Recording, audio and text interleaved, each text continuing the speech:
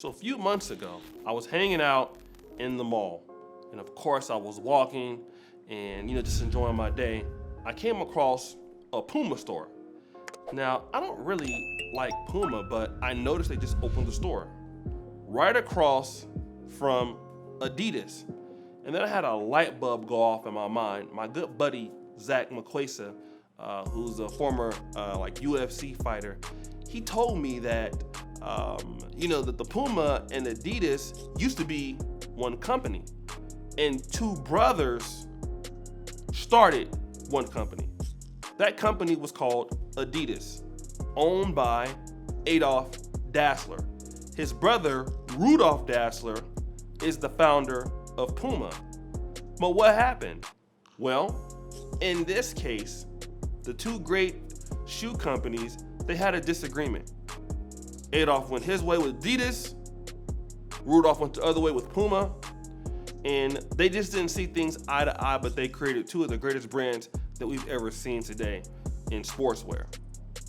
But is that what happens in the black community? And I think that we ought to talk about this, because this situation with Jackson State and Deion Sanders is getting quite intense.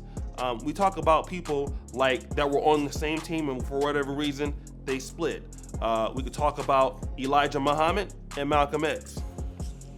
For reasons that we know, they split. They're on the same page, they saw things differently, but the core values were typically the same.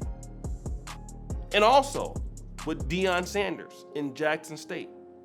Well, could they have seen some things differently and they split? Most of us want to just be able to say, well, Jackson State or Deion Sanders, he left the college because a white person came in and gave more money. I don't think that's the case. And the reason why I don't think that's the case is because this video clip right here, we're going to play about Deion Sanders. First of all, we got to get our business straight. I could start from ticket sales all the way to concessions, to apparel, to understanding TV rights. I could keep going down the list. How can we have 60,000 people in a darn stadium? You told me we sold out, and I checked the receipts, and we done sold 28,000 tickets. Now, y'all better find out who's stealing, because that affects my pocket. So as you see, that came from Earn Your Leisure. And Deion Sanders was insinuating that, listen, 60,000 people are coming to the game and only 28,000 people have showed up.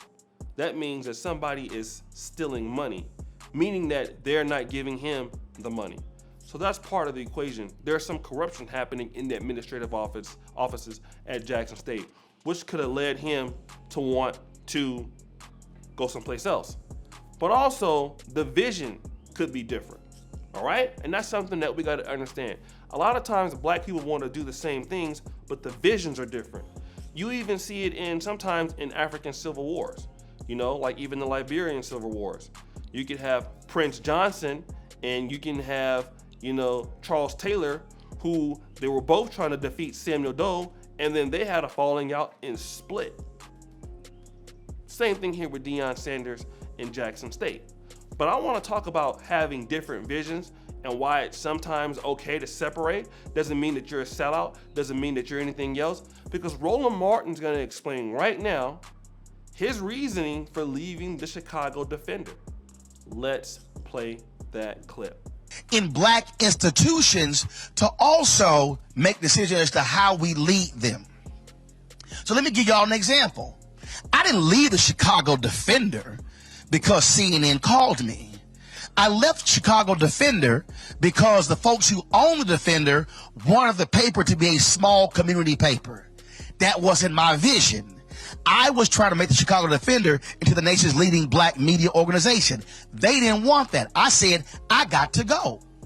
Now, understand, for 20 years, the Chicago Defender lost money. It was a bad paper. It was called the Chicago Offender. I get there, we lose money my first year, make a profit my second year, make a profit my third year. Now, when I leave, the paper goes down after I leave. That ain't my fault. That's the folk who still own it and run it. And so, the challenge right now for Jackson State, or for every SWAC school, and for every HBCU, is not to decry Deion, what you should be now saying is, who's going to be our new leader? What's the plan of action? And so I never thought Deion was going to stay at Jackson State 3 or 4 or 5 years. The fact that he stayed 3 years is also surprising. And so the fact of the matter is, what we've got to learn to do in black institutions is, to Amakongo's point, stop sitting here looking for the savior, but also let's create multiple people who understand what we're doing and also what we're trying to build. Now, what you see there is a lack of vision from one side and a greater vision for the other. Roland Martin clearly didn't want to stay there because the vision was wrong. And the Chicago Defender, which he calls at one point the Chicago Offender, they went out of business, or at least they started losing money again. And this is the same thing. A lot of people are saying that Deion Sanders wanted to be Division I AA, or eventually join, FBS or FCS. I don't know which one it was. He wanted the program to elevate to the next level. And the Jackson State administration didn't want to do it. So what am I seeing here? I'm seeing that you have a man that has a vision for himself to go one way, and Jackson State wants to go another way. And I want to play a clip of Deion talking about that to a certain degree right now.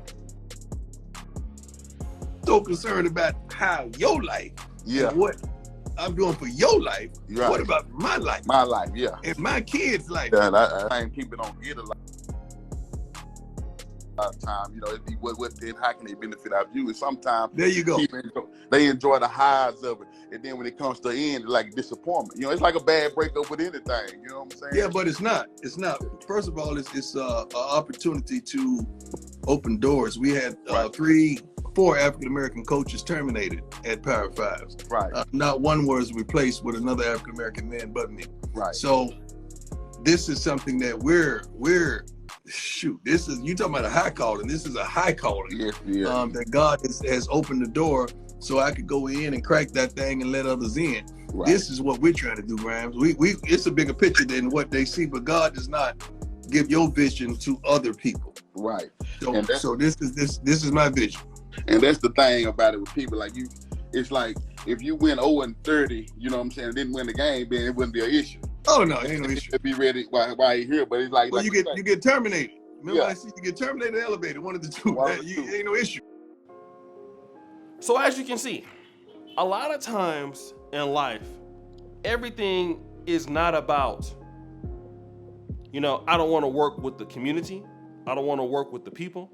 I believe that, again, Jackson State has responded saying that Deion Sanders got all the money that he was supposed to have. But obviously there were problems that were emanating from the administration and problems that he was talking about, which led him to possibly leave the school. And there was a last-minute bid from what I hear that Jackson State wanted to offer him $1 million, but by that time it was too late. And even right now, I believe the president of Jackson State doesn't even want Deion Sanders to coach in the December 18th bowl game or December 17th bowl game. But the reality is that a lot of times, if you're a high-performing person in the African-American community, you want to be around other people that have the same vision. Sometimes, and I know I'm going to get slack for that, sometimes your vision might not be met with somebody black for what you want to do. It's just the nature of the beast, okay? It's not always the case, but sometimes that is the case. And I can even talk about Kevin Samuels here in the Manosphere. Kevin Samuels wanted content creators in the Manosphere to up their game, and many of them didn't. And guess what? Kevin Samuels stopped working with a lot of guys in the Manosphere a lot because the vision was too small. Kevin Samuels saw himself as a bigger creator. He saw himself as more of a bigger influencer. That's why he was on Instagram. Most of the Manosphere guys don't go to Instagram. I don't use Instagram. But Kevin had 1 million followers on Instagram. He was doing a lot of collaborations. He saw himself bigger than a lot of us saw the business as being bigger. And that's why he excelled a lot more than what we did. And a lot of us have copied his formats, not necessarily me, but even with the Pan-African Dating Show. That was influenced a lot by Kevin Samuels. It had a lot to do with what Kevin was doing. He was a trendsetter. And that's what Coach Deion is to a certain degree. A lot of people, even when you're showing them success, they've been bad for so long. Like Jackson State was bad for so long, right? And Deion came in the door and changed things around and had bigger visions. And some people were like, wait a minute, bro, we know you're doing well, but you're just too great. And now Jackson State is upset because you had the opportunity to keep somebody and then you didn't keep him. And again, I like black ownership. I wish he would have stayed, right? And I see the long-term abilities that he would have stayed despite going through getting his car broken into, right? But the thing about it is like now I'm hearing a lot of this incompetence from Jackson State, which I kind of believe was the case.